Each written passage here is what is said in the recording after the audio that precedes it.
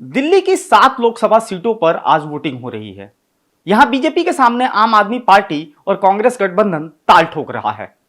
इससे पहले बीजेपी ने जहां दिल्ली में जमकर चुनाव प्रचार किया, वहीं इंडिया गठबंधन के लिए आप और कांग्रेस पार्टी के बीच प्रचार के दौरान गर्मजोशी और तालमेल की कमी साफ तौर पर देखने को मिली।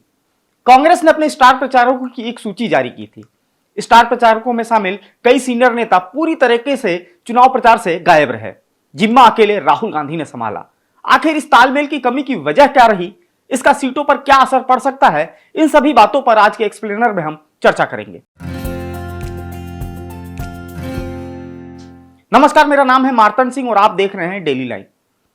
एआईसीसी की तरफ से दिल्ली चुनाव के लिए 6 मई को 40 स्टार प्रचारकों की सूची जारी की गई थी, जिसमें नेशनल और लोकल स्तर के कई नेताओं को जगह दी गई थी। पहला नाम पार्टी के राष्ट्रीय अध्यक्ष मल्लिकार्जुन खड़गे का था। वेस्ट दिल्ली में बुधवार को खड़गे की एक चुनावी जनसभा की तारीख भी तय हुई थी। सारी तैयारी के बाद भी वो इस सभा के लिए नहीं पहुंच सके। दूसरा नाम पार्टी की पूर्व राष्ट्रीय अध्यक्ष सोनिया गांधी का था। वो भी किसी प्रचार में नहीं पहुंची। हालांकि उनकी अनुपस्थिति की वजह उनका खराब स्वास्थ्य बताया जा रहा है। सूची में तीसरा नाम राहुल गांधी का था। राहुल गांधी ने ही दिल्ली का चुनाव प्रचार पूरी तरीके से अपने दम पर संभाला। उनकी पहली जनसभा चांदनी चौक उम्मीदवार जेपी अग्रवाल के लिए 18 मई को थी। इसके बाद उन्होंने दूसरी रैली नॉर्थ ईस्ट लोकसभा उम्मीदवार कन्हैया कुमार के लिए 23 मई को सुबह की और इसके बाद नॉर्थ वेस्ट दिल्ली के उम्मीदवार उदित राज के लिए भी यहां पे उन्होंने एक जनसभा की। यहां पर उन्होंने टाउन हॉल कार्यक्रम के तहत महिला न्याय पर चर्चा की। इस सूची में चौथा नाम प्रियंका गांधी का था। वो भी किसी कार्यक्रम में नहीं पहुंची। इसके अलावा भी कई नाम थे, लेकिन इसमें से सिर्फ सचिन पायलट ही दिल्ली में चुनाव प्रचार करते हुए दिखे।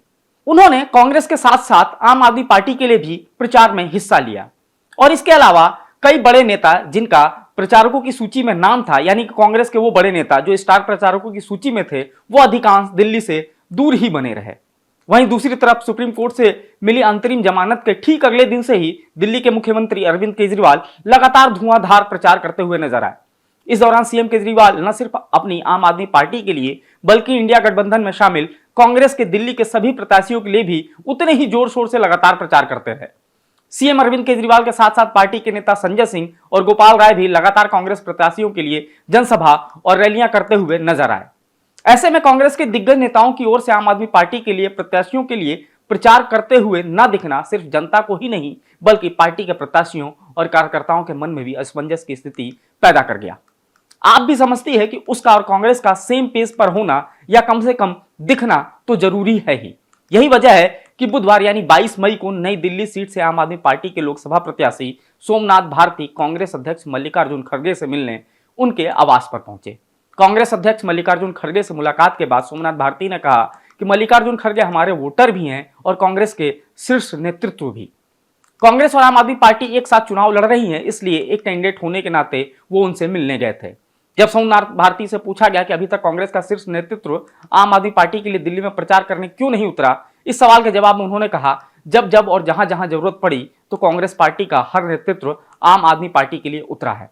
अरविंद केजरीवाल तो कांग्रेस के लिए प्रचार कर ही रहे हैं।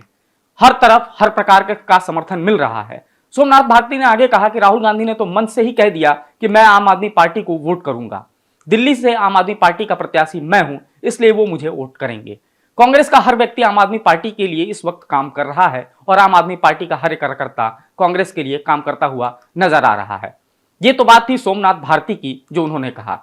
हालांकि प्रचार अब खत्म हो गया है। आज दिल्ली की सीटों पर वोटिंग हो रही है, मगर राहुल गांधी और अरविंद केजरीवाल की कोई संयुक्त रैली या रोड शो देखने को नहीं मिला।